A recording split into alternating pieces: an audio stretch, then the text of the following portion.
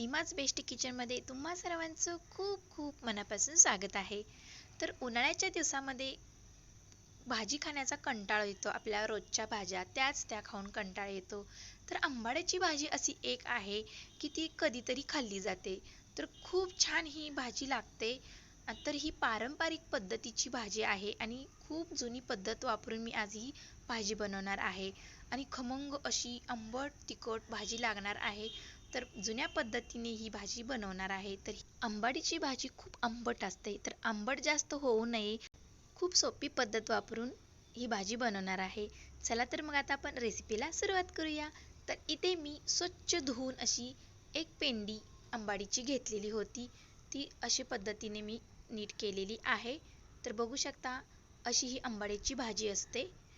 जर कोणी खाल्ली नसेल तर ही नक्की रेसिपी ट्राय करा. तर आपल्याला अशी पाने घ्यायची आहेत.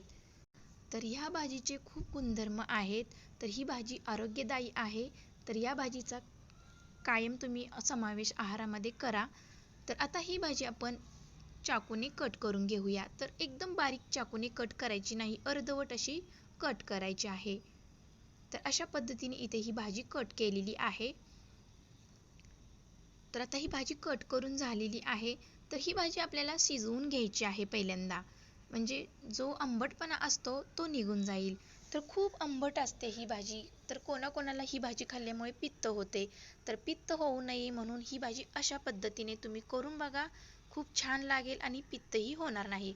तर इथे मी कुकर घेतलेला आहे. तर या कुकरमध्ये ही भाजी घातलेली आहे.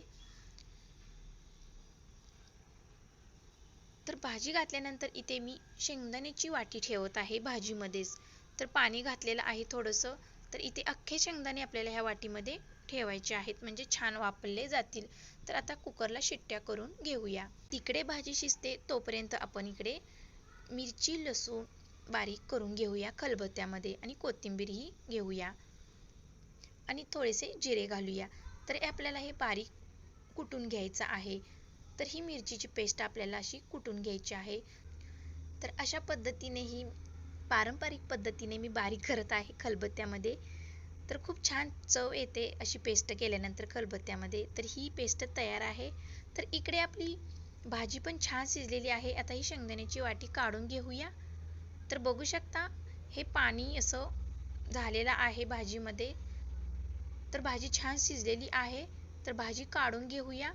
तर जो आंबटपणा होता तो या पाण्यामध्ये उतरलेला आहे. तर बऱ्यापैकी आंबटपणा निघून जातो. भाजी पहिल्यांदा शिजवूनच घ्या. तर शेंगदाणेही छान वापरलेले आहेत. चला तर आता आपण भाजीला फोडणी देऊया. तर इथे कढई तापत ठेवलेली आहे. 2 ते 3 चमचे तेल घातलेले आहे आणि लसूण भरपूर घेतलेला आहे. तर लसूणचे असे तुकडे छोटे छोटे करून घेतलेले आहेत. तर आता इथे 2 कांदे बारीक चिरून घेतलेले आहेत. कांदा लाल होईपर्यंत भाजून घ्यायचा आहे. तर या भाजीमध्ये मी कांदा वापरत आहे. तर खूप छान चव येणार आहे या भाजीला. तर जी आपण मिरची लसूणची पेस्ट केली होती खलबत्त्यामध्ये ती याच्यामध्ये घालूया. तर हिरवी मिरची अशी कुटूनच घालायची आहे, तुकडे करून घालू नका, नाहीतर टेस्ट छान येणार नाही भाजीला. तर मिरचीची पेस्ट आणि कांदा छान भाजून घेऊया. तर मी आधीच डाळ भिजत घातलेली होती हरभऱ्याची. तर इथे मी हरभऱ्याची डाळ ही घालणार आहे. तर जे शेंगदाणे आपण शिजवून घेतलेले होते शेंगदाणे घालूया. आणि मी आधी अर्धा तास डाळ भिजत घातलेली होती हरभऱ्याची, ती इथे घालूया. तर जर हरभऱ्याची डाळ नसेल तुमच्याकडे तर मुगाची डाळ घालू शकता. पण हरभऱ्याच्या डाळीने भाजीला खूप छान चव येणार आहे, म्हणून इथे मी हरभऱ्याची डाळ घातलेली आहे. 1 मिनिट वरती झाकण ठेवून ही छान शिजू देऊया. तर छान असं हे शिजलेलं आहे कांदा, डाळ आणि शेंगदाणे. तर मस्त असं वापरलेलं आहे. तर याच्यामध्ये आपण आता जी शिजवून घेतलेली होती ती भाजी घालूया. तर भाजी शिजवून घेतल्यामुळे त्यातील जो आंबटपणा असतो तो निघून जातो, म्हणून भाजी शिजवूनच घ्यायची आहे आधी. तर अशा प्रकारे इथे ही भाजी घातलेली आहे. तर आता हे मिक्स करून घेऊया. झटपट ही रेसिपी बनते, खूप काही वेळ लागत नाही, अवघड नाही. पारंपरिक पद्धतीने ही भाजी मी बनवून दाखवत आहे. तर आता ही मिक्स करून झालेली आहे भाजी. वरतून जर मीठ घालायचं असेल तर तुम्ही घालू शकता, कारण की मिरचीसोबत आपण मीठ घातलेलं होतं, त्यामुळे मीठ बघूनच घाला. तर अशा प्रकारे ही भाजी आपली तयार आहे. मस्त अशी चमचमीत आंबट तिखट ही भाजी तयार आहे. तर खूप सोपी पद्धतीने ही भाजी बनवलेली आहे, पारंपरिक पद्धतीची. बिलकुलही आंबट लागणार नाही आणि पित्तही होणार नाही. आरोग्यदायी ही भाजी बनलेली आहे. तर गरमागरम आपण आता एका ताटामध्ये सर्व करूया ही भाजी. तर गरम गरम ज्वारीची भाकरी, तर गरम ज्वारीच्या भाकरी बरोबर तर खूपच भन्नाट अशी ही भाजी लागणार आहे.